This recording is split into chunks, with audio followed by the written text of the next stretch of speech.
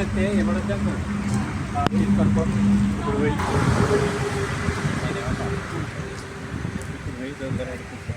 పేరు మురళీధర్ రెడ్డి.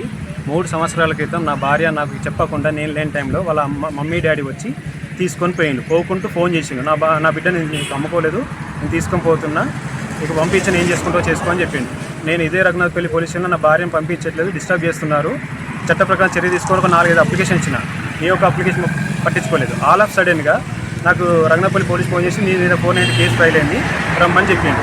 వితిన్ 30 డేస్లో chargesheet file చేసాను. మాకు ఎలాంటి కౌన్సిలింగ్ ఇవ్వలేదు. నేను నా భార్యను పంపించడానికి దరఖాస్తు ఇచ్చిన పట్టించుకోకుండా నా మీద 490, అది కూడా ఎలాంటి విచారణ చేయలేదు. 2 సంవత్సరాల కింద తర్వాత కేసు అది రఘునాథపల్లి పెడతారు, జ్యుడిక్షన్ నారాయణగిరిలో అది నేను కొట్టి తిట్టి 20 లక్షలు కట్నం అడిగినా కొట్టినట్టుగా దరఖాస్తు పెట్టిండు. మేము జ్యుడిక్షన్ ధర్మసభ వచ్చినప్పుడు ధర్మసభ పోలీసులు ఎలాంటి కేసు ఫైల్ చేయలేదు. 2 సంవత్సరాల ముందు ఎలాంటి కేసు ఫైల్ చేయలేదు.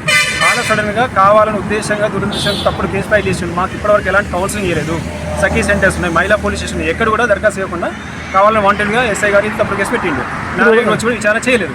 రామరెడ్డి గారిని అందులో నేను ఆర్టీ యాక్ట్ ద్వారా తీసుకుంటే ఏంటంటే పెరమల రామరెడ్డి పేరు కూడా అందులో ఉన్నది. ఆయన 20 లక్షలు కట్నం కోసం తిట్టీలు కొట్టిన రాష్ట్రం పోయి అడిగితే ఆయన స్వయంగా వచ్చిండు, మా ఆధారం వచ్చిండు, అడిగిండు. ఇదంతా అబద్ధం అని చెప్తున్నా, పోలీసులు ఎవరు కలవలే అని చెప్తున్నాడు. అదేవిధంగా అందులో ఉన్న పెళ్లి పెద్ద మనుషులను కూడా అడగలేదు. నేను ఆర్టీ యాక్ట్ ద్వారా అడిగిన కార్ల పురుషోత్తం రెడ్డి కానీ, గుడి రామరెడ్డి కానీ, గుడి లింగారెడ్డి వీళ్ళు ఎవరైనా అడిగినవా అంటే ఆర్టీ యాక్ట్ ద్వారా అడగలేదు. సమాచారం కూడా ఇచ్చిన ఆర్టీ యాక్ట్ సమాచారం ద్వారా పెళ్లి పెద్ద మనుషులు కూడా విచారణ చేయలేదు. వాళ్ళకి అనుకున్న 4 పేర్లు రాసి 490 కేసు తప్పుడు కేసు ఫైల్ చేసిండు. మా అమ్మ నాన్న సీనియర్ సిటిజన్స్, వాళ్ళు ఊళ్ళో ఉంటారు, వాళ్ళని వదిలిపెట్టి రానని చెప్తున్నాను. సిటీలో ఉంటేనే వస్తారు, లేదా రావట్లే అని చెప్పి సిటీకి రాకపోతే 490 కేసు ఫైల్ చేస్తాను, ఫైల్ చేసిండు. మురళీధర్ రెడ్డిను మానత ఇద్దరు మొగలు వాళ్ళ దానికోసానికి వాళ్ళ ఊరికి పోయినా, మాదారం పోయినాక బిడ్డ నువ్వు నా బిడ్డ అటువంటి దానివి, నువ్వు వచ్చి అది చేసుకుంటానంటే నేను మురళిని ఏమనుకుంటా చేస్తాను. సిటీకి వస్తేనే ఉంటాను. సిటీకి కాదు, మీరు వచ్చి ఆయన ఎక్కడుంటే అక్కడ ఉండాలి, ఆయన ఎక్కడుంటే అక్కడ ఉండాలి. సిటీకి అక్కడ ఆ ఊళ్ళో 2 అంతస్తుల బంగ్లు ఉన్నది, 10 ఎకరాల భూమి ఉన్నది, ఆడు ఉండాలి. కానీ గీడంటే కారు ఉన్నది, ఒక 20 నిమిషాలు అయితే సిటీకి వస్తుంది. శ్రీధర్ రెడ్డికి మీద రఘునాథపల్లి పోలీస్ స్టేషన్లో మానస కేసు పెట్టింది. నా దగ్గరికి ఎవ్వరు రాలేదు, ఏఎస్ఐ రాలేదు. ఇంకొకటి వచ్చేది ఉంటే నేను దేనికైనా సిద్ధమే, ముక్కు భూమికి రాకపోతాయి.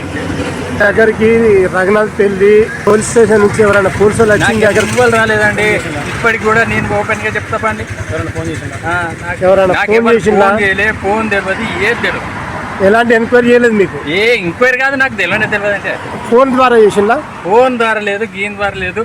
వాళ్ళ తండ్రి అక్కడికి తీసుకొచ్చేవంటి అంటే మొగోడు ఎక్కడుంటే భార్య ఎక్కడ ఉండాలి, అది తప్పుడు పని.